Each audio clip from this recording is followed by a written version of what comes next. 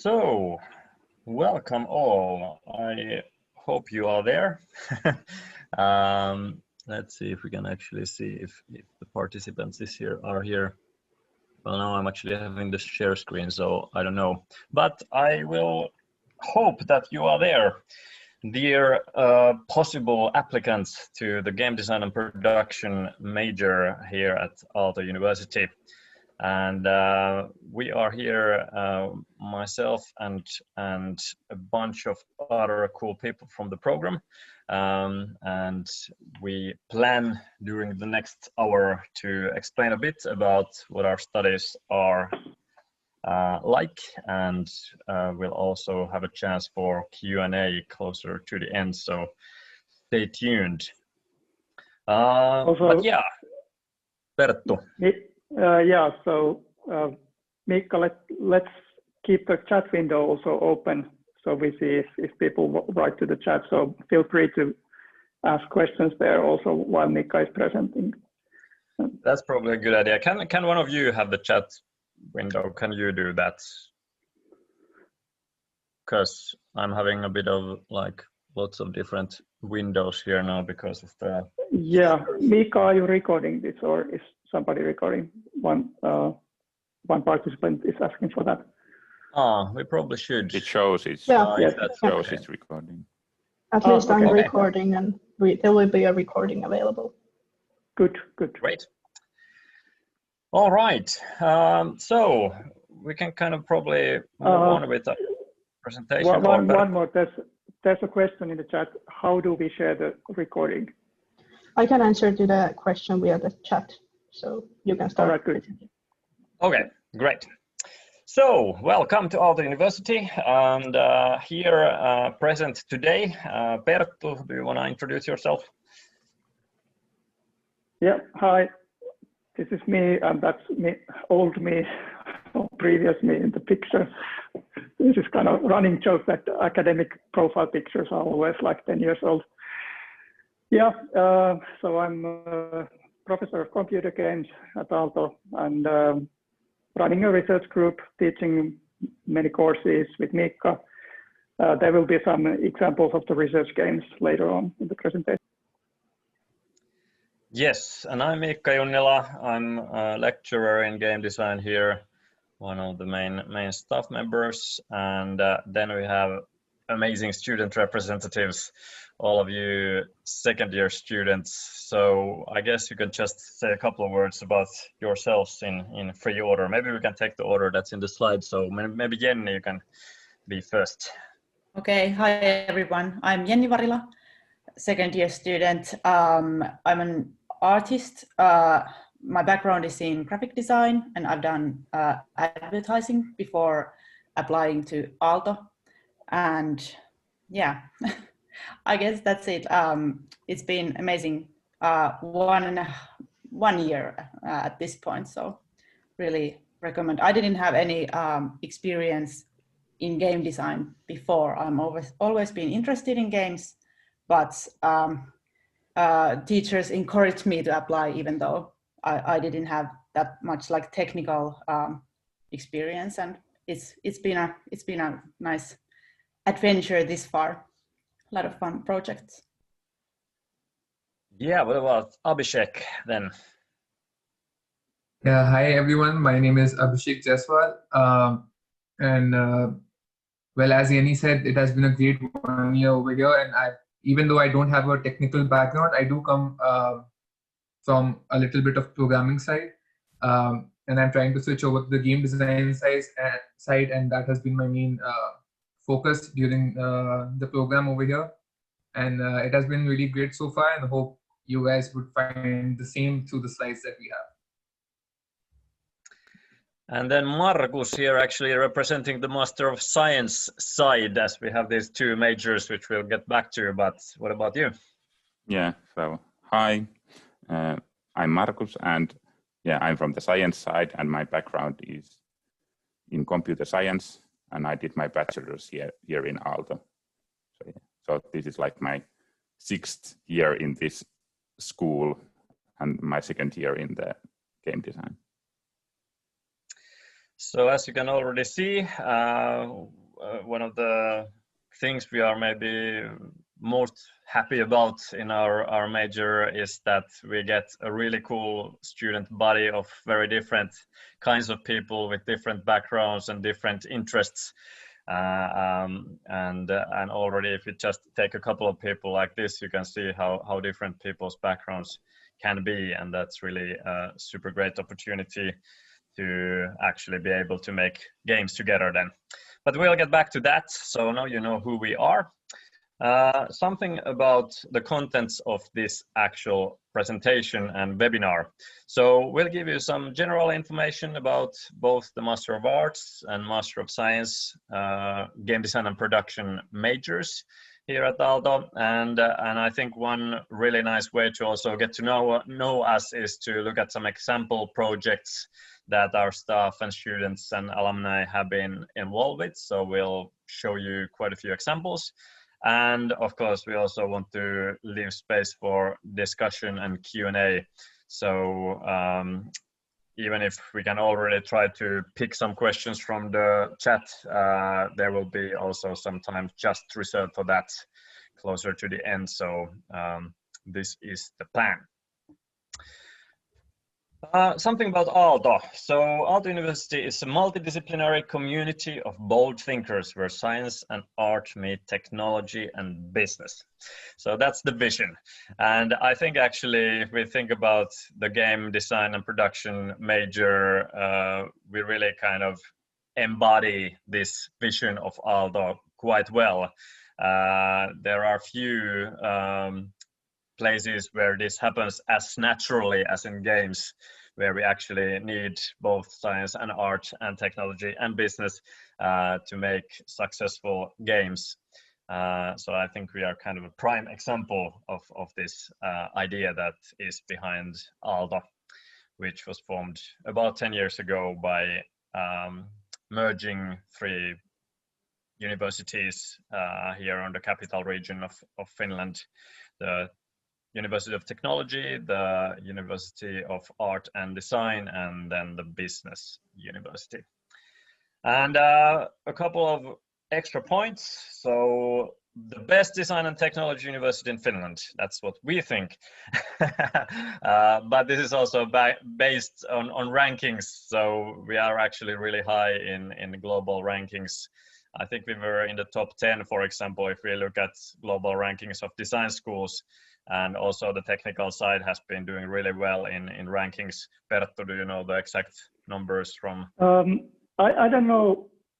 Of course, it varies per ranking and per subfield. So yeah, it's not as high as the design side, but I think at least in some international rankings, the computer science, for instance, is if it's not yet in top 100, it's getting there. And especially in Europe, for instance, in computer graphics and human-computer interaction, these fields closely related to the games, we are already, I think, in top 10 in CS rankings. At least I think number 1 in Nordic countries. Yeah, okay. That's super cool to hear. And yeah, of course, internationality is kind of where it's at everywhere at the moment. And for example, if we talk about our program, it is fully taught in English, and we get a lot of people from around the world, of course, also Finns. But also, if we look at the whole university, internationality is one of the big focuses. And of course, the community aspect is really important. We have a new campus now where all these 3 former different universities all are now physically placed in the same campus. So that kind of helps with the multidisciplinarity. Of course, now we are in Corona times and many things are happening online. So we haven't been able to take full advantage of this recently, but let's all hope we will soon be back to normal. And also the building, for example, where most of our teaching is happening was just built for us, just was finished like 2 years ago. So really modern equipment and spaces we have there. Also, the startup scene is quite a central thing if we look at Aalto's vision. So there's lots of also both like education related to maybe even starting your own company, and also many game students have started their own companies, which we'll get back to later. And also, if we, for example, you might be familiar with the Slush event, which I think is one of the biggest, if not the biggest startup event in the world. That was actually something that all the students started. So that's really an important thing for us too. Career possibilities, of course, are important. We are aiming for people to actually be able to work in the industry in different roles. So if we look at, for example, different kinds of game education you can get in universities in Finland, our focus is clearly on preparing people to actually work in the games industry, making games, even though some of our students might also choose to go, for example, deeper into research. But the general focus is more on preparing people for the industry, whereas, for example, at Tampere University, they have a bigger, more research-oriented study track there. So if you just want to look at games as I don't know, social phenomena or something like that in a bigger context and not necessarily make games, then that's more of the focus there. Anything about infrastructures? I think that kind of, we already talked about the fancy new building, for example, we have, but any thoughts from the other people about that, or any of the other points here? Not really. I guess that's maybe not. I think still, to go back, like, even if we can talk about fancy buildings and all that, I think the community is still like very key. I think the people are more important than the buildings, and even when we have this program making games, people really get to know each other and get to learn from each other. So that's maybe more of a focus from our perspective than what kind of, for example, infrastructure we have. All right, game design and production then. So why would you want to study game design and production here? So we want to teach you to make innovative games within talented multidisciplinary student teams. So as I was already talking about the community aspect, and you could see that people come from different backgrounds. It's really natural to be making games in teams where people come from different backgrounds and have very different skill sets. And that's how games are made also in the real world. So it's a really great chance to already during your studies get to try this out. And also we want you to learn game design and production from, we have both teachers from the industry visiting to give lectures, for example. And of course, we also want to give you, for example, cutting edge research and how you can use that, as we are a university, to help with your game design practice. So those are some of the key things. And also networking with like-minded people to then find a job in the industry or become a founder of a new startup is also something that we hold as a dear value. These, of course, are just a couple of perspectives. It would actually be interesting if Perttu or the students would have any comments, like, would you put similar thoughts to the frame, or would you maybe want to add something that's missing from here? Does this kind of sound like our program to you? Sorry, I kind of missed the context because I was typing to the chat, responding to some questions. Oh, okay. So just saying that, is there something you would like to add, for example, to these main points about what our program is about? Yeah, well, these 3 points are absolutely the kind of most important ones. Maybe something that at least I tend to emphasize when we interview student applicants is we'd like to see people who like to really kind of push the field forward, push the boundaries, develop something new. Students who have something to say and not just want to copy what the existing games do. So this kind of changing what games are, that's always a plus if somebody has kind of, yeah, I want to make this game because this is the new thing that hasn't been done. And yeah, well, for that, I think we can give you good resources because, yeah, well, Mika, you maybe said it already, but I think the student community is the key. So we kind of follow the supercell model that we have fairly selective process and we don't take too many students in, but then to those who get in, we try to give a lot of freedom and autonomy in selecting a personal study plan and so that they can kind of trust that there will be interesting people and it's easy to put together interesting, talented teams who can create cool stuff. Yeah. And maybe, yeah, maybe that because there is like so many schools in this one university, even though I'm a science student, like I take like 3D animation and motion graphics and like freely take like the things I'm interested in. I'm not limited to the thing that is like my major. How you feel also that the whole Aalto University is kind of encouraging people to think more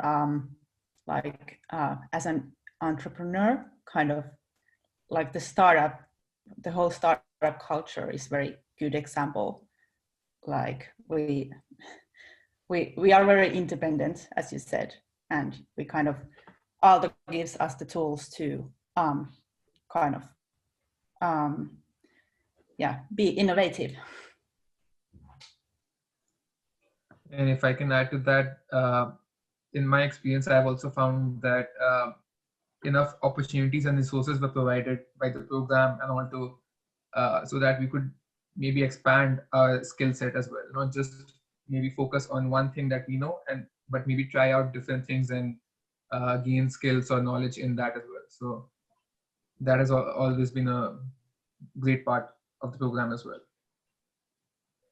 And I love how everybody, professors and the students, we all follow what's happening in the whole industry. So, for example, if there's competitions, we kind of push forward to also put our work there, kind of following the big wave. I don't know how to say that, but kind of like staying in the pulse of the whole industry.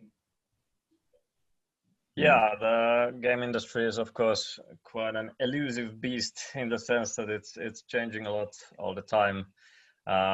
Actually, something we haven't added into this presentation, but we have this one course called the Games Now lecture series, which is something if you are considering applying, you can actually go to the YouTube channel of that course. So that's a course where we are inviting interesting speakers from both Finland and around the world to give lectures about the biggest trends, like what's the next thing and what's changing a lot at the moment. So for example, we had the first lecture this autumn, was it last week's Monday, which was about subscription services and how that's going to again possibly change the landscape. Who knows, again, like you never know how these new technologies, for example, will end up actually changing everything, but there's been so many like big disruptions in the industry already during the last decades that we can probably be quite certain that new changes will come up all the time, and we really have to keep us up to date. So that's also a cool chance for you to check out some of our actual lectures, because we add those videos to YouTube, so you can go and check out what kind of speakers and topics have been taught here in the recent years. It's actually also quite interesting to see like what was games now, let's say 5 years ago, because some of those things might already be kind of something that didn't happen in the end, and some of them are like very, very mainstream and normal now that everybody already knows. So that's also quite an interesting look into the history of how the industry is evolving all the time. Good. We can probably go back to this, but let's also move on in our presentation. So let's see what our next slide is. So yeah, actually something worth mentioning that if you come specifically to Helsinki to study game design and production, this really is like a hotspot, even considered globally. Especially for mobile games. So there's been very successful companies here like Supercell and Rovio, for example, with games that have been very, very influential in the industry. And we also have a couple of AAA companies like Remedy and Housemarque is going into that field now also with their next game, Returnal.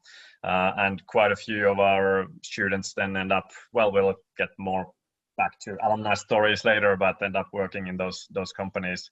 But that also gives us a really cool chance to also get then those teachers from these companies to also give lectures to you. And also then, of course, us teachers like myself and Perttu have been working in the industry. So we really try to keep that connection alive. And we already also mentioned that we take in quite few students, so it's about 10 people per year. Of course, then in the courses, there's actually a bit more people because there's minor subject students and some other interested people also who also sometimes end up working in the industry or end up working in those companies that maybe some of you will start in the future. So there's a lot of opportunities there too. Would anybody have any comments about these points here?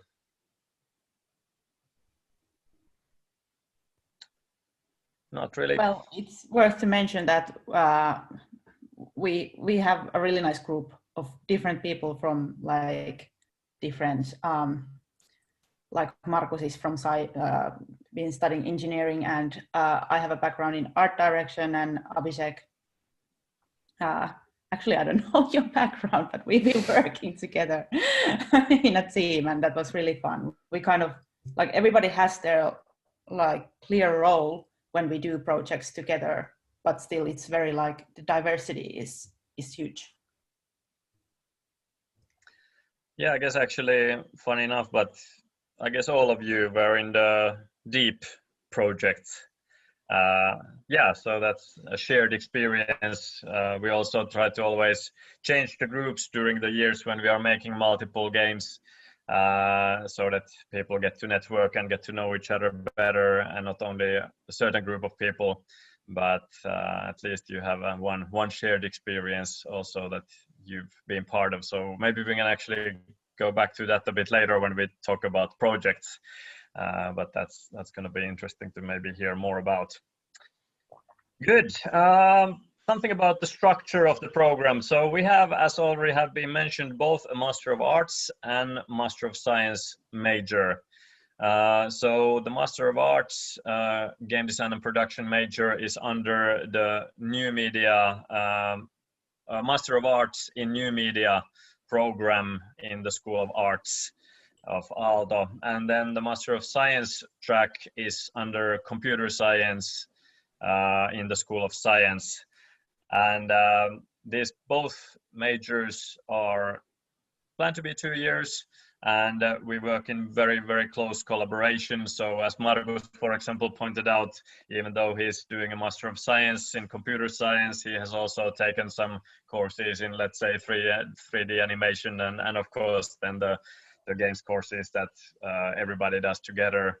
So we really try to put effort into people being able to personalize their studies, because as you know, there's tons of different roles needed in game production, and we always try to help each student to actually kind of drive their vision about what they want to become during these studies here.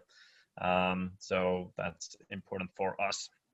The first year during the program is built around learning game design and production from different perspectives. So there's, for example, we look at different subgenres of game design, for example, with visiting lecturers from companies and things like that. And also it's super important that you actually get to apply that into making games in groups. So maybe you could say that the core of the first year of your studies is the game project course, which runs through the whole academic years. And during that, you make 3 different games in 3 different groups. So you get to practice making games, and then in a way the lectures about, let's say, game design or whatever other courses you are taking about, let's say, playability evaluation, for example, you get to then apply those things straight away into what you're actually working on in the project course. So that's how the first year is structured. And then the second year has much more freedom in the schedule, so that then it's easier during the second year to then take some of those courses that when you want to personalize your study path to some direction, then you can kind of take some of those courses, or maybe go for an exchange abroad, or take a minor in something that would support whatever you are aiming for. And then, of course, the second year is also meant for making your thesis. So that's something that's a bigger project, which will take quite a bit of time during your second year. So it's important that you don't have tons of other courses running at the same time, so that you can also then dive really deep into some area that you want to specialize in, which hopefully also is something that will then make you really like in-depth specialist in a certain area that will also then help you to find a job later. Of course, some people end up also making their thesis while already working in a company, or about the game they are making with a startup that they've just formed. So there's lots of different opportunities also for how you can do the thesis. But however you do it, of course, the main point is to also become better at making games or researching them, or both. And yeah, we already kind of talked about the individual study paths inside the majors. So we have multiple tutoring sessions during the studies, where you also then get tips from the teachers about what might be the best route for you. Anything anybody would like to add about the structure? I think the first year's game project course that you mentioned that will last the whole year is like the bread and butter for the whole studies. It's kind of, it builds a great base for exploring what kind of game maker me myself is, and kind of it can even lead to like projects that will make you build your own game company. So it's kind of, I think it's been like a very great part of the whole school experience. Yeah. Anybody else want to add something? Yeah, well, like also about like the game project course, it kind of also defines, well, because there is no limit what kind of game you want to do. So if you are more like, I don't know, business oriented person, I guess there's no like you can do like your free to play game. Or if you are more like artsy person, you can also lean into that. So that also kind of shapes the I don't know, there you can do many kind of games. Yeah, that's actually a really good point. Maybe that goes back a bit to the things Perttu talked about, that we kind of are also looking for people who are kind of bold with experiments, for example. So in a way, we are not forcing, for example, everybody to make a free-to-play game or a copy of a free-to-play game that has been the most successful recently, if we look at top grossing games. But again, we gave students a lot of freedom. So if somebody wants to do that, it is possible. And of course, you can learn really good working life skills through those projects too. But we also think that university is kind of a time in your life as a student where you have a better chance of taking risks without the bigger financial pressure you usually have if you have a company. And when you are making something experimental, even if something you are doing kind of fails, there's really often something new you kind of learn that you would not have had a chance to learn if you just played it safe. And of course also then the actual disruptive innovations in the industry quite often come when somebody actually does try something really new. And of course often we don't hear about the stories when it didn't work, but then every now and then there's something crazy coming out like Minecraft or something like that that kind of suddenly gives birth to a completely new genre and becomes huge. So we also want to give you a chance to do those experiments during your projects here at Aalto. It's actually sort of a good learning curve as well, because we usually have 3 projects, and the first one is like the first stepping stone and is a much more contained and a smaller project. Then then it becomes a bigger project in the second game project, and then the final project is the biggest thing that you ever make into a project. So I guess it's a smooth learning curve in that sense, that you slowly expand your team and slowly realize how you need to manage your scope of the game. So that's actually been a nice experience as well. Yeah, then if you even look then at the second year, which of course now all of you are at the start of your second year, but in a way you could see as the master's thesis that also might include a project. So that kind of a bit becomes a continuation that if you make a game project for your thesis, then that could be kind of even a bit bigger than the third project in the game project course. But we've noticed that because 2 years for the whole master's program is kind of short, it's important that we try to squeeze in at least a couple of smaller projects and not just have this one mega project, because again, games are so different from each other, and when you get to make a bit different games with different groups of people, you can kind of learn more effectively. So we think that pedagogically actually works really well. The whole program is also, you always kind of encourage us to take part to game jams. And I think those are also a very important part of the whole, even the studies itself, because like we will make a game in one weekend or in 1 week. And those are kind of nice add-ons like to those like main game projects that we are doing. Yeah, that's actually a really good point. So we talked about this individual study path and personalization of your studies, and that also includes that you can somehow get some credits also if you do some relevant stuff outside of school. So for example, well, of course, some of the game jams are also actually part of your studies, but we also encourage people to take part in, let's say, big online jams or the global game jam, and you can also get some credits by taking part in those. And that's also kind of a nice way of networking then, not only with your peers at school, but also maybe meet some new people from the industry or other students from other schools who also you might end up collaborating with in the future. So that's a good thing to mention.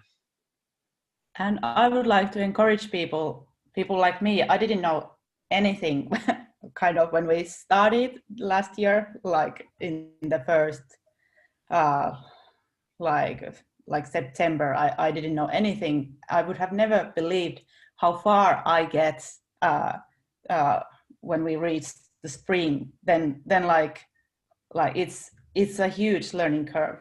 So if I can do Yeah, it, then other people can do it as well. And now, like the first game project was kind of just getting to know the whole, like what is it to make games. And but then in the third game project that happens in the spring, then we knew each other already. We know that, okay, Abhishek is the one who does great game design, so I want him to do the designing in this one, and Markus knows the code, so let's ask him if he can do that, and that guy can do great music, so let's ask him to compose for our game and stuff like that. So like it's very there's a lot of things happening, like learning, and then like as you said, the whole networking thing. We met a lot of also interesting people from the industry, like creative leads of some big companies here in Helsinki. Yeah, that's actually also, of course, encouraging to hear again your experience, and also if we talk about the diversity from the perspective of backgrounds, that's also actually another factor of diversity, that like some people might have, like Jenny, you have of course a lot of experience from the graphic design and advertising world perspective already, and there's a lot you can bring from there, but you might, for example, have very little experience in making games, whereas then some of our students who come to study have, for example, already worked in the game industry for many years. So for example, Abhishek, you had already worked. Can you tell about your experience before coming to school? Yeah, so after graduating from my master's, I was kind of confused what to do. So I also did not really know how to enter the game industry. So my only help was just working in the company and figuring out how things work. And that's how I got into programming computer games, and I made mobile games and released some of them. And that was one of the key factors that led to my selection at Aalto University. So even though it did not took a lot of time, it took around 1 year or 1.5 years for me to get on track and finally apply. But it was a huge learning experience, and I think that was what made me a strong contender for the Aalto University. Yeah, So, yeah. I think like even if you have worked already in the industry, like of course sometimes just getting into this sort of more experimental community where you can try those things out that you couldn't in the with the business constraints in companies might be a really like good educational experience. Also, some of the people who have had more working experience already, when they come, they are maybe looking at becoming something else. So maybe they've done, let's say, game programming for many years, but they would like to go more towards like game design, for example, like I guess in Abhishek's case. It's a really cool mix of people also from that perspective, that some people in the groups already kind of can share some experience from actually working in the industry, but maybe from new perspectives. But then some people bring something completely new from their different background, like Jenny from the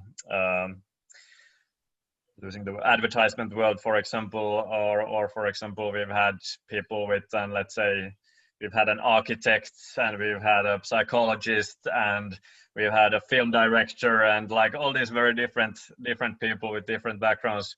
And then it's really interesting to see how those background things affect what kind of ideas they can come up with and what kind of work they do for the actual games that when they are working together. Yeah, I guess as long as you have something to contribute in games, I think you are eligible to apply for this course, I think. Yeah, like that we of course, it's not easy to get in, but of course you should apply if this sounds like your thing. But we are not very picky with like what kind of background especially people have with their studies. For example, we've had some people, let's say Mikael, who graduated, was it 2 years ago? He had a master's in history, but he had done like lots of 3D stuff for some modding projects and was really good at that. And so he could kind of bring some of his historical knowledge, but also his 3D knowledge. So of course it's important to have some sort of skill that's applicable to making games when you apply.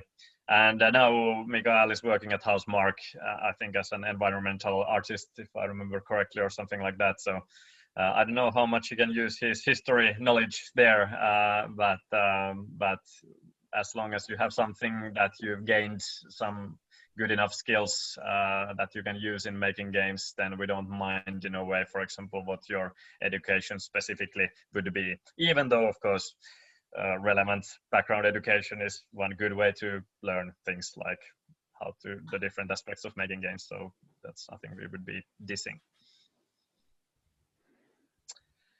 Hey, that's good discussion, but let's see what kind of other things I had here on the PowerPoint. Also, what's time? I hope it's important to leave time for the Q&A. Oh man, it's already, time flies. Okay, we really have to move on so that we'll have time for the Q&A at the end also. Or Perttu, have you been answering some questions already in the chat or? Yeah, I've been as fast as I can. Great, that's really good to hear, because I was really surprised now looking at the clock. So let's move on. Something about exchange and internship possibilities. So for example, we've had people take student exchanges in Japan or Australia, Denmark, or then some people also do internships in game companies. So we've had people at Rovio, Housemark, and Remedy, for example. These are not something everybody has to do or does, but those are also options that if you find a cool place to go for an exchange, or you find an internship place in some company, then we try to support you in that. Then about projects. So this is of course interesting to see what our people have actually done. So here's one nice example, which is quite recent, a game called Plus Minus. It won the Student Game Award at Kai Play and was also featured at the Game Developers Conference 2019 in the experimental gameplay workshop. And the people who worked on this have also been then already recruited into different Finnish game companies. And here's actually a picture from GDC with their Made in Aalto University shirts. So it was a special moment for us to have our people presenting for thousands of people there at the biggest game industry event. The game itself is kind of third-person action puzzle adventure, where the main theme from the game mechanics perspective is magnetism. So you as this robot character can magnetize things, and that's how you solve puzzles and fight enemies. Here's Shadow. Yep. Just briefly, I'll share in the chat the master's thesis done from that game. There's actually two master's theses done from that, so maybe that's interesting for the applicants. Cool. So check out the chat if you want to go deeper into Plus Minus. I think they also have a web page for the game, so you can probably even download it and try it. Here's Shadowbug, also one of our thesis game projects, and also the students set up a company for this, and it's been, for example, featured by Apple globally in the App Store. So also really big hallmark for any starting company to get their game featured there. And really cool mechanics also in this one, kind of you can probably download it and check it out for your phone, for example. It's also on Steam nowadays if you want to try the PC version. Then this is quite a recent project called Sky Beneath. This actually started as a game project game in the first year, when the students were working on the first prototype of this game, and then they actually really enjoyed working together and started the company, and they already managed to get some funding for this one. And it is they already have their own Steam page if you want to go check out the trailer, for example. And we are hoping that they will also make their thesis about this game, so we'll get the guys to graduate. Then here's a game called Dungeon Tales, also quite a cool, more in this mobile game art style, roguelike dungeon crawler. That was done a couple of years back. And Paco here, maybe the most successful game by our students, which has already more than 10 million downloads across different platforms. So really cool, very simple car chase game for the mobile. So also, if you want to try out some of our student games, you should go and download this one for your phone. Then here we have something a bit more experimental. So this is the augmented climbing wall, and actually Perttu, this is a project that actually started with the research group activities and then went on to actually, there's a company now and these are around the world. So do you want to tell something more about this? Yeah, so this one is, so this was a research project, and now I think the startup that we spun up from the research group, it's now 4-year-old. These are all in over 50 countries. It now has a second project also based on a research, or a second game, so that's a trampoline game. So basically, it's experimental games that motivate physical activity. And I've been working on this topic in particular, this kind of games for physical activity and health for maybe 20 years now. So, and I think this company, Valomotion, is now employing also at least 4 graduates from the program, and then some others as freelancers and part-time. Abhishek, you are also at Valo now doing part-time level design work, I think. Yeah. So I'm working as I started off doing an internship at Valomotion for 3 months, and then right now I'm working as a junior game designer, although part-time. So, yeah. Here's actually another project, so a live trampoline jumping game. So that came after the augmented climbing wall, and I think they've also managed to get this to similar sports parks around the world. So this is actually now becoming the more popular product, especially with the 2-player version, where there's 2 trampolines and 2 screens connected by a network, and then you can virtually try to jump on top of your friend. Okay. It's of course something, so trampoline fighting, that's too risky in real life, but here you can do it. Yeah. What else? Just to give you a couple of examples that also go a bit beyond traditional on-screen game design. So there's this music festival called the Flow Festival here in Helsinki. Maybe some of you have heard about it. Lots of hipsters coming together. And we had this aalto building that our architecture students built a couple of years back there, and our game students made these game installations that were these actual physical things with which you could play different kinds of games for the festival. So that was quite a special setting for making games. For example, this game here was kind of a Twister style thing where you need to touch certain parts of those wooden boxes and your friends at the same time. Really fun stuff for a festival crowd. And here's a course we had together with the set designers, so an escape room course. So here the students are finalizing one of the escape rooms that they built, and here's the other project that they did. As you can see, the atmosphere is very different and a different theme. So we also sometimes get to do some game design in this sort of settings. And here's something that's not exactly a game, but it's more of an installation that's interactive. So in the new children's hospital in Helsinki, our students built this thing where people can, the children can color these fishes and then scan them with this sort of self-made scanner. And then those fishes will then appear in this giant media wall aquarium where the drawing comes to life that you colored there. So that's something that's been hopefully making it a bit nicer for the children also to visit the hospital when they get to do something like this. And even though it's not exactly a game, this sort of playful interaction stuff is of course something that's usable also outside traditional games. So if you learn game design, you can also use your skills in quite a wide variety of settings, not only in actual traditional games. Good. What about career opportunities then? So our people have found jobs in a very wide variety of roles in the industry. So for example, game designers, programmers, visual artists, level designers, producers, writers, sound designers, so on. And of course, people who start their own companies then also become CEOs and whatnot. So I think this multidisciplinarity has already been told you many times, but this also kind of shows you that it also leads to different things than in working life.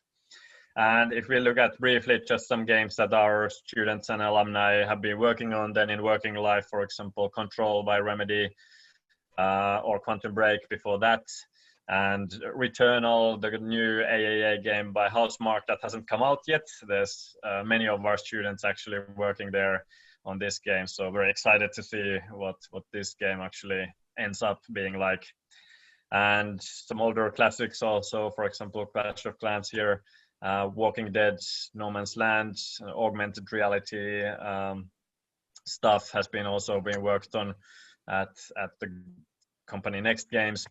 And Angry Birds Friends from Rovio has had some of our people working on SimCity Build It, the free-to-play adaptation of SimCity, which probably most of you are also familiar with. Here's Trine 4 by Frozen Bytes, also came out quite recently. And South Park Phone Destroyer by Red Lynx, Ubisoft. Multiple of our alumni working there in different roles. I think both a game designer, one programmer, the sound designer, maybe one more that I'm forgetting, but there's been really like many different people from our program working on this game. Spymaster, Poland here, a VR game. So also some of this more experimental stuff then ends up happening in the business world. So that's cool to see too. Some words about student life. Now, this is something I didn't really know anything about personally now, based on my my student life is far away already. So I thought maybe Markus and Abhishek and Jenny would want to share some thoughts about this. Well, I say that the VAREP building, even though now it's COVID time, but the spaces we have are super nice. Like everything is brand new, and it's like it feels nice. It feels like a new office that you come in when you spend time in VARE. But yeah, COVID has changed a lot of things, but it still works, and the studies goes on, and it's like it works even with the COVID. That's good. Maybe Markus and Abhishek can talk about the Otaniemi life more, because you live there. At least almost, yeah.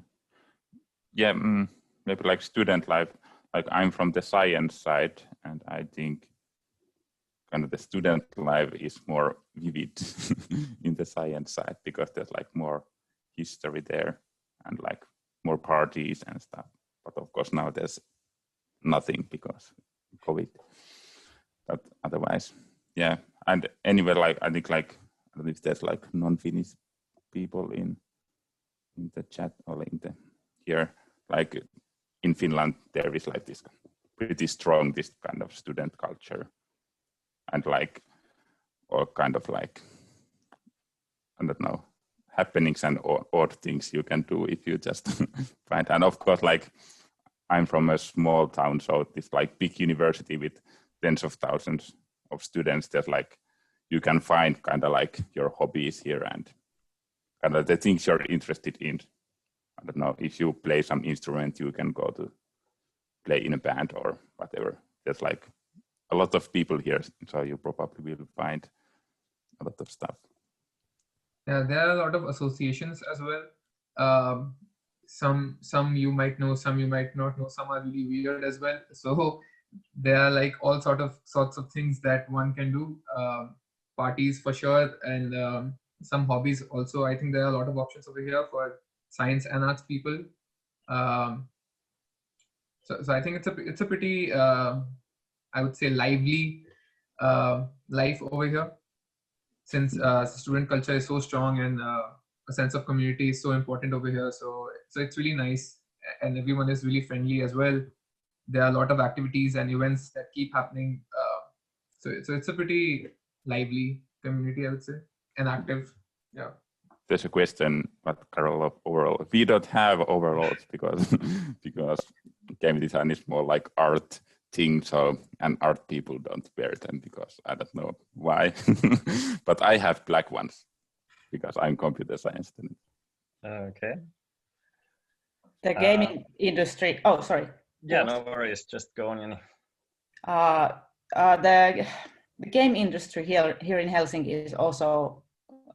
It feels that it's super close to our studies because Otaniemi is very close to Helsinki.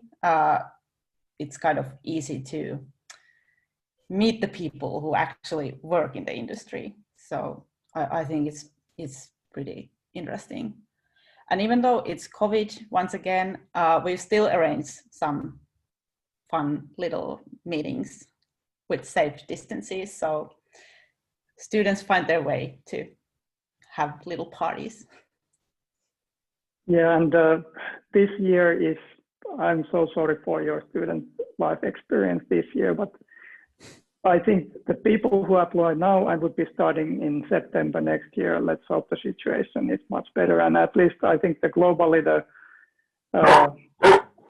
we are expecting the COVID vaccinations to be rolled out next year. So that the situation should normalize towards the end of next year. Of course, I'm not the expert to make these predictions, but that seems to be, at least in the media, the consensus. Yeah, also we do try to organize some game clubs sometimes, for example, playing some board games again when COVID is over at least, and things like that. So also among the game students, this sort of stuff is happening every now and then. And what Jenny was saying about connections to the industry, there's the monthly International Game Developers Association gatherings normally also, where we usually also go with students. So there's also those sort of extracurricular networking chances. I'm super sorry, we are almost out of time. Maybe can we go a bit over time? Are we like screwed if we go over time?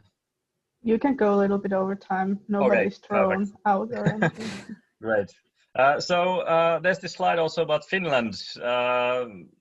Some beautiful things somebody has said about Finland. I don't know, Abhishek, you are the only non-Finn here. How have you felt about being in Finland? It must be a bit of a culture shock to come from India, for example, but how has it been? Well, yeah, it was kind of overwhelming at first, to be honest, but then I think with time I've become more comfortable over here, and it's a really nice environment. And as I said, people are friendly, it's relaxed, and oftentimes I find that I am more perhaps worried and not relaxed compared to other ones. So I think the environment has made me more humble in a sense. So, and the work-life balance has been a pretty great experience over here as well, since in India it's kind of hectic, and over here it has been pretty chill. So yeah, all in all, I think it has been a great great time living in Finland at the moment. Yeah, I guess at least this thing about Finnish people usually being decent at English helps a lot. So and of course, what comes to our program, of course, as already mentioned, the teaching is all in English. So that's and also a good thing to mention if you're working or hoping to work in the industry, that very many Finnish game companies use English as the language at the company. So it's also not like a problem if you would like to work later in Finland, that it is usually possible to, like, for example, Abhishek now has already been as an intern at Valomotion. So many it's companies, more like a rule in the game. At least the bigger ones pretty much all work in English. So good. But yeah, this is of course good to mention. So if you are coming from outside of EU, then you actually have a tuition fee to pay. So that's in a master's program, it's 15,000 per academic year. There are scholarships that are merit-based, so the best applicants from outside EU can get a full scholarship or a 50% scholarship to help you with paying for the fees. But otherwise, then you just have to be prepared to pay something. But of course, we hope that we are worth your money, even if you are paying it yourself. What else? Application period. This is of course super important. So 1st of December till 4th of January. So if you are planning to apply, which I hope many of you will be inspired, I hope, to apply, then this is the time when you should send in your application. And now we are probably a bit over time already, but actually we managed to get the presentation into about an hour, but if it's okay with everybody, then maybe we can stay for a while and still answer more questions. So just shoot at us from the chat, I guess, and maybe Perttu can read them out if there's some stuff that, for example, is specifically like meant for the other students, or Perttu, can you read the questions, for example, out loud or something? I've been already answering many of the questions. Great. So there's a lot of text in the chat. So maybe I shouldn't read that all.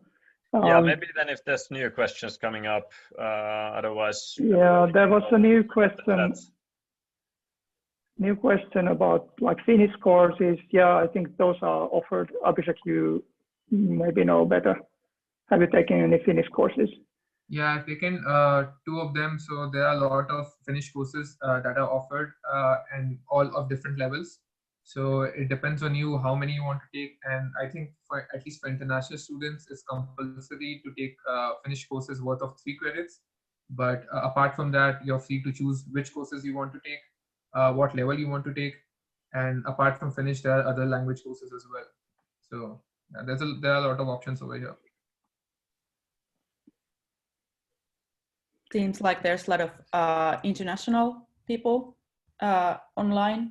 So maybe if Abhishek, you have more inside of the applying and getting here, like, you know, any comments about that, like any special things that comes to your mind? I'm not sure. Just be honest. I would say, and I was also kind of really worried about my interview and the process, but I just tried to do my best and just was honest, and I think that's pretty much it. It's not much of an advice. Sorry about that, but that helped me, and hopefully it might help you. Yeah. Could we say a couple of words about the process, how you apply, and well, I think it was pretty straightforward, and it was all pretty straightforward on the website as well. It was I had given an exam for TOEFL, sorry, for IELTS. So that's an online English exam that you have to provide as a certificate that you know English, you can speak in English. So that was the main thing, and then the other thing was to write the statement of purpose, which is your intent as to why you want to study in Finland. So those were the 2 major things which led me to be selected for the first round. So, and after that, then there are other tasks as well which you need to perform, and then you get further on the process. But I would say focus on the statement of purpose pretty well, because that's really important, because that shows your interest and talks about yourself as well. So yeah, just focus on that. And also in the first phase, we ask for that so-called motivation letter or whatever you want to call it. But then there's also a CV that you send in the first phase, and also if you have some sort of portfolio of example work that you've done, it's really good to add a link also to that, so that we can kind of try to get a good glance of what kind of background and what kind of amount of experience you have, for example, both through a CV and a portfolio and the motivation letter. So those are all quite important in the first phase. And then also in the second phase, if you get through to the second phase, then you get some assignments you have to do. Take some time, be prepared. Usually looking at your game design skills, for example, and writing skills and that sort of stuff. And then there's an interview, and also in the interview, it's really good if you can show your whatever kind of examples of work you've done. So if you have a portfolio again with, I don't know, some pictures or video or whatever of some things you've done, that's really helpful for us to be able to assess you then. Anything else? Also, Mika, would you and Perthu, would you say it's more important to have a few quality works to show that your work is like worth it, maybe? Or do you think it's more important to show more quantity of works to show that you have been really active? So what would you say is the better option here while applying?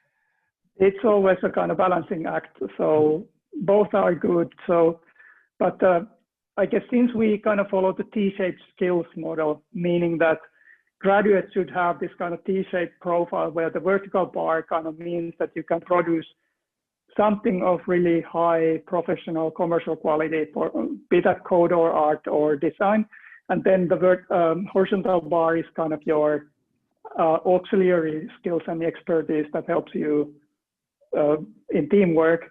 And for instance, prototyping things without always bothering somebody else, so that programmers can create test assets and the artists can create a bit of code to kind of test their ideas, that sort of things. So if we want graduates to have that skills profile, and it's a 2-year program, it means that especially the vertical bar kind of has to be there already when you apply. So typical applicants already can produce or contribute to the game project in some role in a kind of fairly high quality.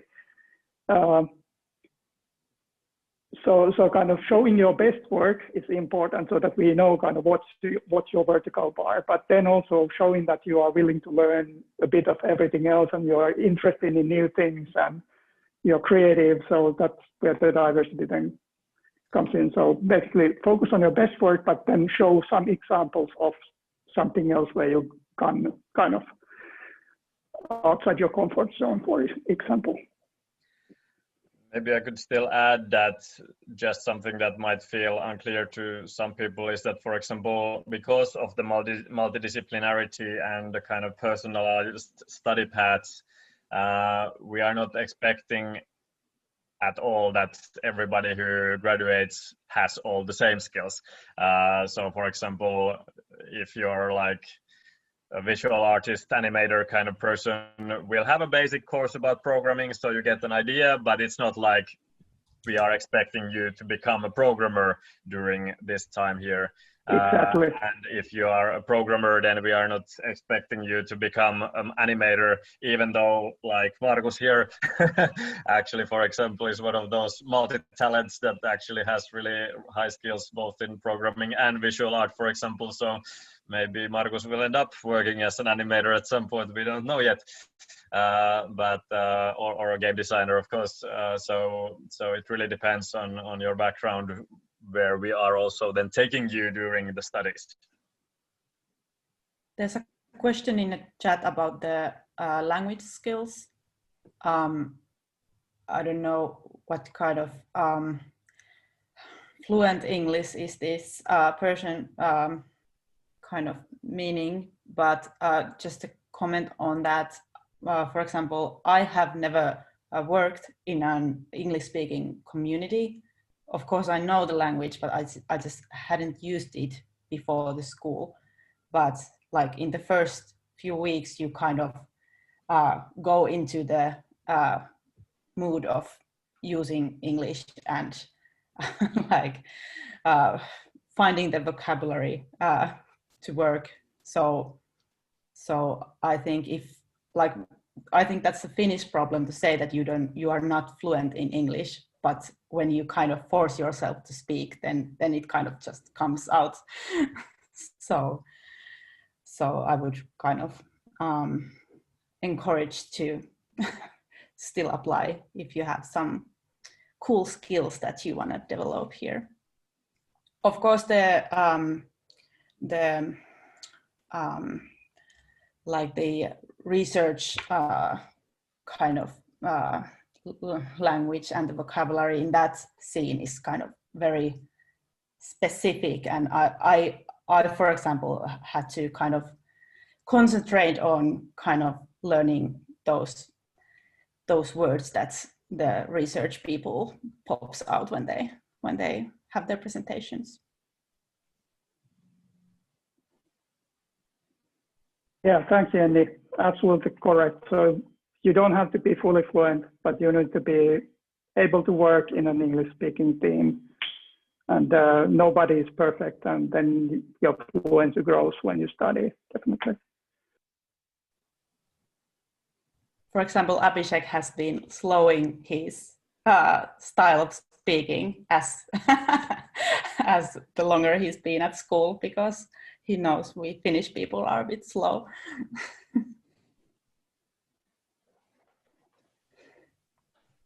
There's some portfolio questions. There's been also those before. I tried to kind of answer, but maybe we should have some example portfolios. How about you, our student panelists? Do you have your portfolios? Can you post links?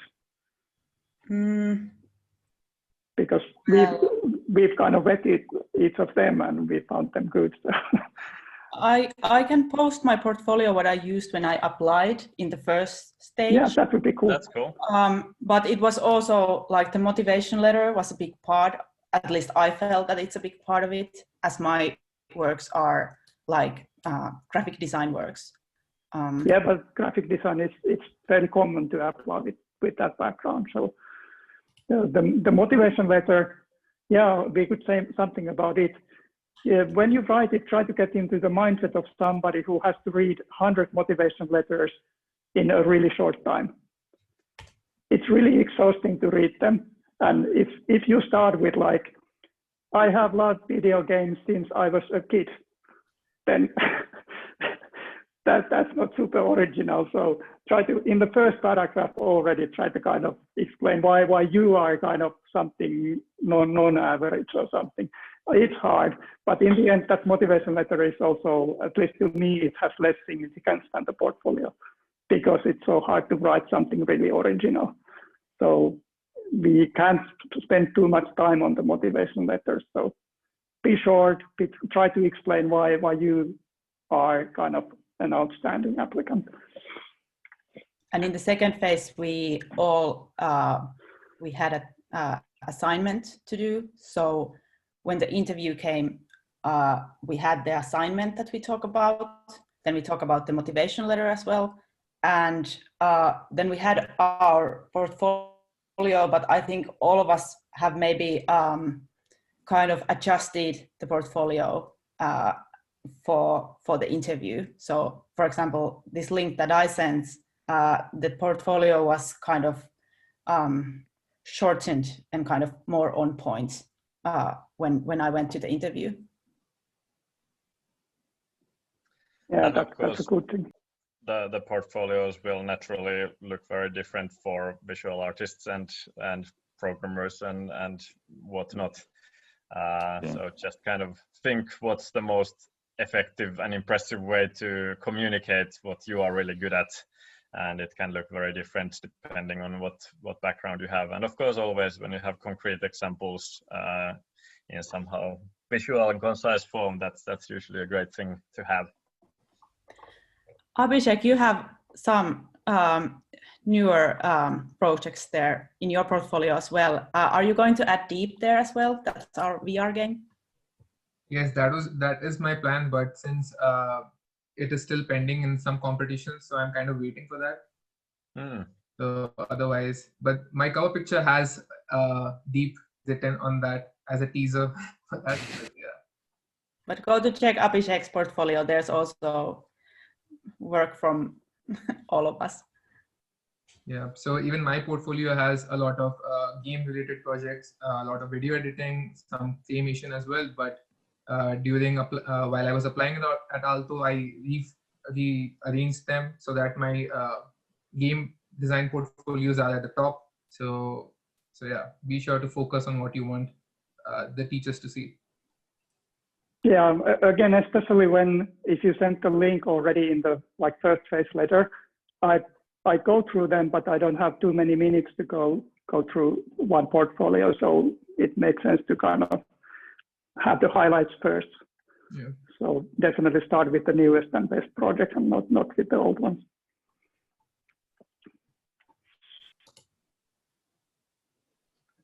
Could maybe add that this is my mistake that we went over time. If any of our people need to go, you are welcome to do so. I will stay. I'm not having anything crucial now, but if somebody has already some place they need to be, then I think we can manage. But of course, if you have the time, perfect. Q&A is an important part of this sort of thing. So, but yeah, do we have more questions? There's again a question, somebody who probably arrived late. So is there a recording? Yes, there is a recording. And Tia where was that?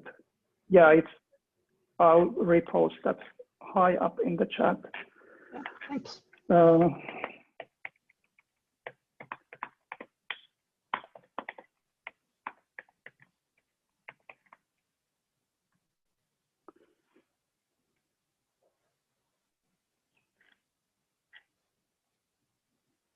Yeah, so if the recording is not yet there, it will be after this. Yeah, it will be probably tomorrow or on Wednesday there. All right, thank you. Cool. Someone in the chat. Oh, go on. There's one new question. So somebody who's studying literature and interested in narratives and interactive stories, also doing a minor in coding. I think this is an excellent combination. So if you can only write, but you can't code, then it's harder for us to kind of ensure that you have a meaningful role to play in the game. But yeah, so that kind of second expertise, that definitely helps. And I would like to see what you can do. So we have traditionally, there's been always every year, like maybe 1 or 2 writers who have been accepted, but it's also our experience that in a student game project, there might not be much to do for somebody who only writes. So that's a bit problematic discipline.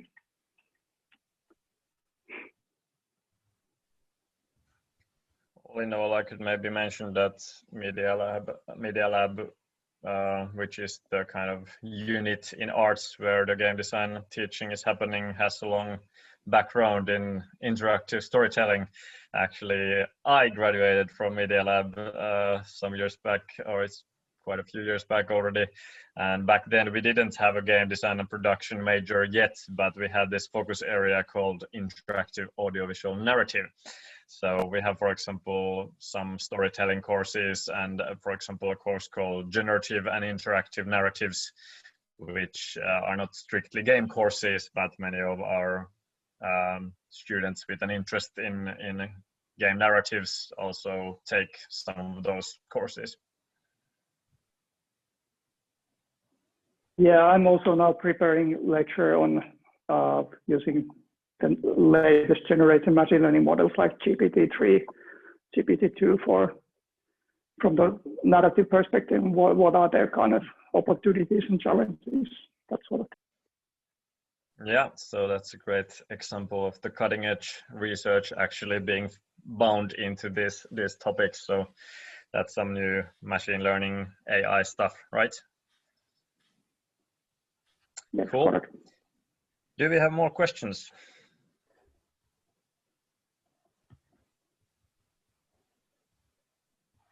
It seems that most of the questions have been asked, so I have to go now to do some other duties. So I thank you, my fellow panelists, and thank for So thank all the applicants or potential applicants and attendees. So it was great to be here. Bye-bye. Cool. All right. I think someone asked, is there a way to reach out if they have more questions later? Did you answer this already? I think people sometimes send me email, so that can be done. I can share my email in the chat. Let's see, I haven't been having the chat on now because of this screen sharing thing, but I guess I should get the chat from somewhere. Yes, here it is. So my email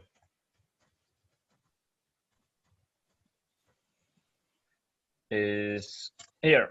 So mikka.junnila@aalto.fi. So I'm the head of the evaluation committee. So I'm hopefully able to answer questions, even though there are some questions that I don't know the answers to. For example, if somebody wants to ask more about the language test requirements, for example, that's something that the Aalto university level people take care of. So I have no idea about what kind of tests you should take and how to send those results to Aalto, for example. But if it comes more to what exactly happens in the game design and production major application process or something related to how our studies work, then I'm a good person to send email to. I have one comment about the working and studying at the same time. That was something that I was wondering when I applied, that should I work at the same time as doing the studies?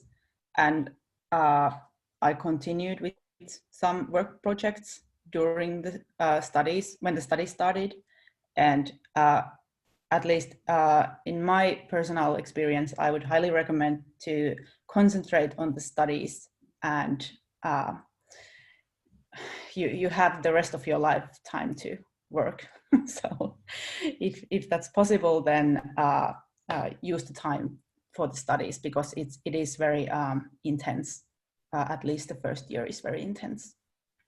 That was a super good point to make. And we have had some people doing a bit of part-time work even during the first year, but we strongly would encourage you to try to, especially during the first year, give yourself a chance to study full-time. Then when it comes to the second year, we usually have a bit less courses, and if you're making your thesis, and maybe you can even tie that thesis to whatever you're working with. So in that sense, in the second year, it's usually easier to do some part-time work, but first year is really quite intensive with the studies, and in a way you can't get as much out of them if you can't really like commit fully, and in a way, because it's also like learning from each other. Then if somebody is kind of only half the way there, then it kind of hurts everybody in the group. So it would be really good if you could organize your life in such a way that you can study full time to really get everything out of the studies. I wouldn't say it's impossible to work at the same time, as I did it already, but if the situation is like that you have to work at the same time, then just be very honest about it, and be honest about your available time when you work as a team. Yeah, I think that's a really important point, because it's just good to mention that if you would be available or not, and maybe it's important to, from the beginning, just say how much dedicated you will be or involved you will be in the project, so that people don't expect way too much from you, or you don't become a bottleneck for them later on. I think that's an important point as well. One little thing that came to mind is that because we have both the Master of Arts and the Master of Science tracks, then something I would give you as a tip if you're applying would be to choose one to apply to. I mean, we get your applications even if you would send it to both, but then in a way, in the process, we only kind of let you to the second stage in like the major that we feel you fit in. But it's in a way better if you kind of already have an idea yourself what's your strongest suit in a way, and then apply to that side, so that we don't have to make the choice for you in a way that into which of these programs you would go to. There is a lot of freedom anyway, whether you do the Master of Arts or the Master of Science track, to kind of take the kind of courses you're interested in anyway. So in a way, you don't have to worry that you'll miss something because you are in Master of Arts or Master of Science track. There are some obligatory courses that are a bit different in these two tracks, but generally they are in very close collaboration. But one thing is that if you want to apply for the Master of Science major, then that's kind of having a bit more clear focus, in the sense that to that one you really can't apply if you don't have a strong programming background, because some of the obligatory courses in that major are like, you know, artificial intelligence or graphics programming or things like this, which you can't really do if you have almost zero programming experience. So keep that in mind. But at the same time, I feel that all the coders that are studying in our department, they all have this kind of also at least an interest to the visual side.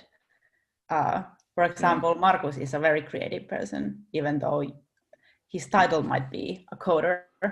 Yeah, and actually I'm one of those people. I applied both art and science at the same time because I was already studying in Aalto. So if I would have gotten into the art side, then I would have been able to kind of do double master.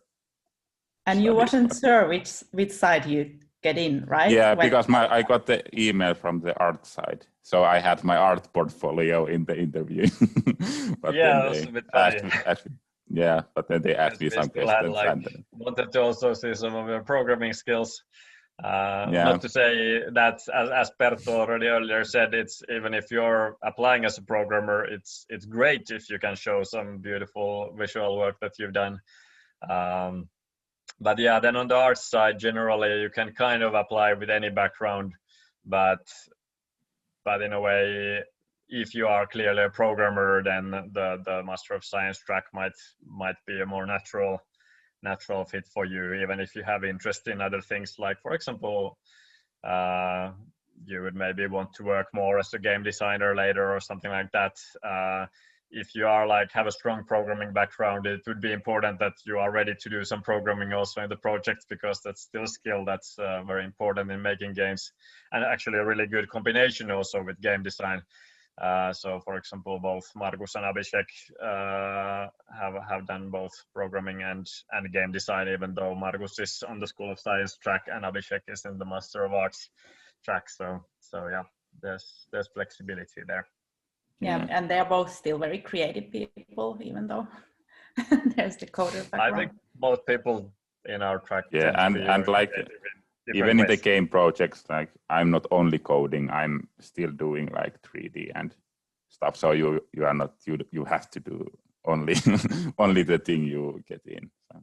Yeah, it always a bit depends on how the groups are set up, that what kind of things you get to do, and it might also change. So in one project you might do more programming, and then in the second one you might do more design or even visual art or even narrative. Like for example, my own background when I applied to the interactive audiovisual narrative track in the former University of Art and Design Helsinki, I had a computer science background, but I wanted to specialize more towards game design and also the narrative aspect. So later on I've worked more as a game designer and also game writer. So this sort of things can happen, but it's still important to have some strong background already. And of course, if you want to go more towards, let's say, narrative, when you are applying, it's good to show also some examples of that, and not only that I'm super good programmer, but now I just want to write when I come there, without any like proof that you actually are good at it. So try to kind of just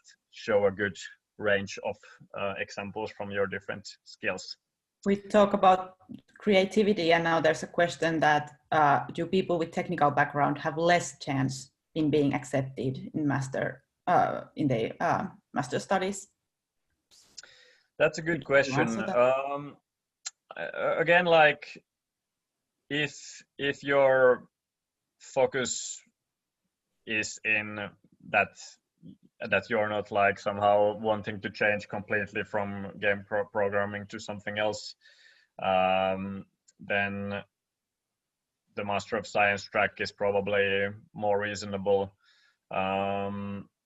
But then if you would have a strong emphasis on wanting to do something else, it is possible to also apply to the Master of Arts side. But it's a bit difficult to say like where your chances are the best in a way. Because yes, get this specific, he or she. I'm not sure. Ask that specific that being accepted in Master of Art than side. Oh yeah. You answered the question. Sorry.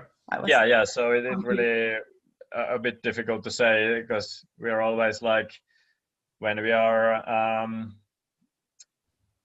looking at the applicants, we get the people in both the Master of Arts and the Master of Science tracks into the same list in a way, and then of course we try to get people from both, but we haven't said that we will take, let's say, 5 and 5, but depending on what kind of applicants and how good they are and everything, we kind of end up balancing so that there might be some year more Master of Art people and some year more Master of Science people. So in a way, it's a bit difficult to know. Yeah. Was there a question to Jenny specifically? Jenny, do you see? Would someone with skills in multiple areas but without a large amount of experience in one still be considered? Oh yeah, the one above. Is it possible to contact you by email or on LinkedIn and answer a bit more regarding your experience with study and work balance? Yeah, I'll type. Completely up to you, of course. Don't have any pressure if you're busy, but what was the next question? Would someone with skill in multiple areas but without a large amount of experience in one still be considered?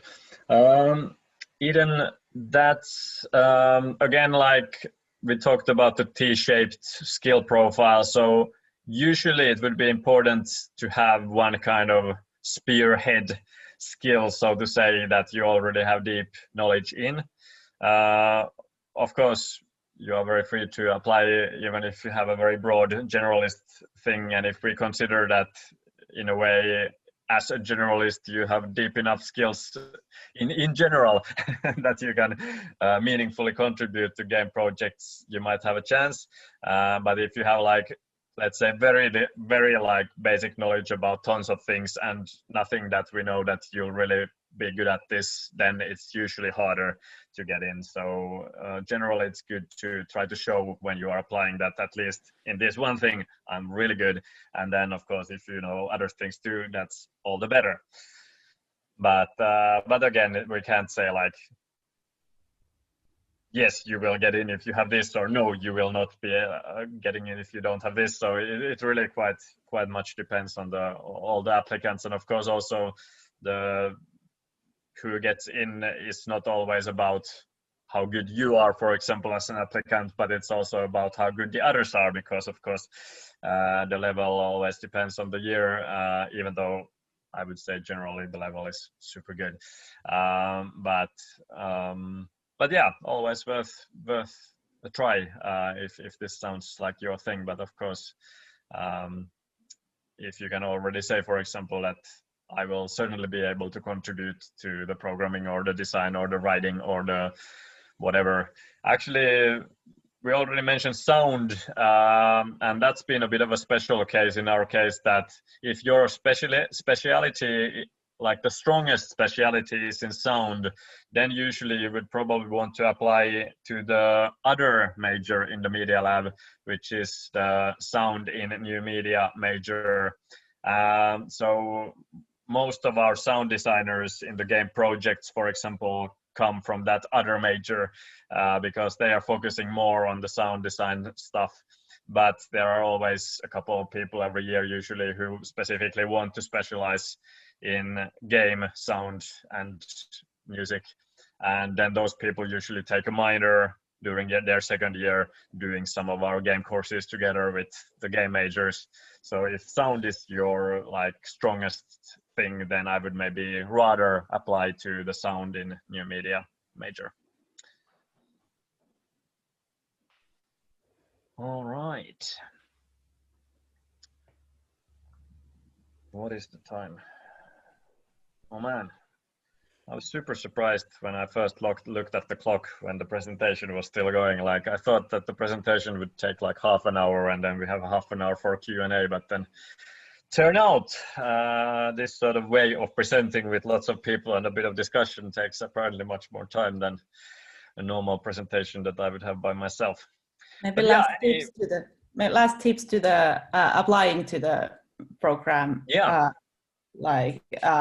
Have enough time to write the letter.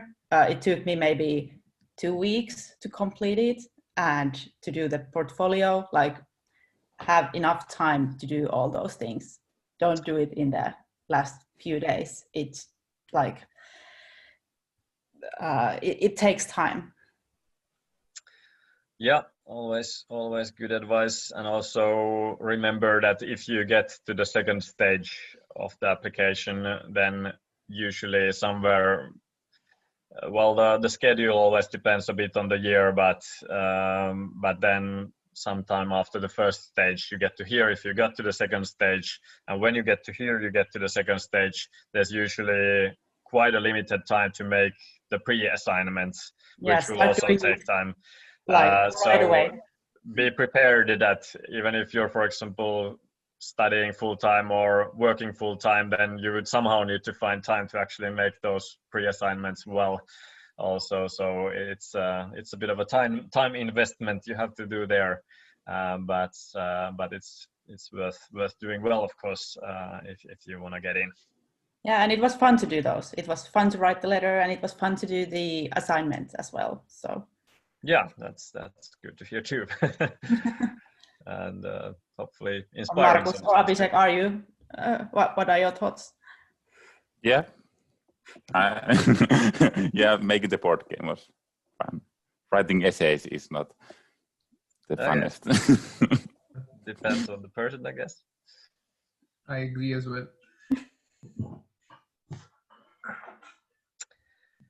Good.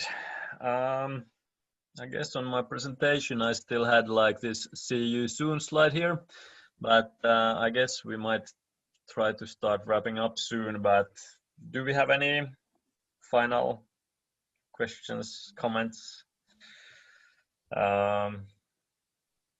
ideas how to do this webinar in a more smart way?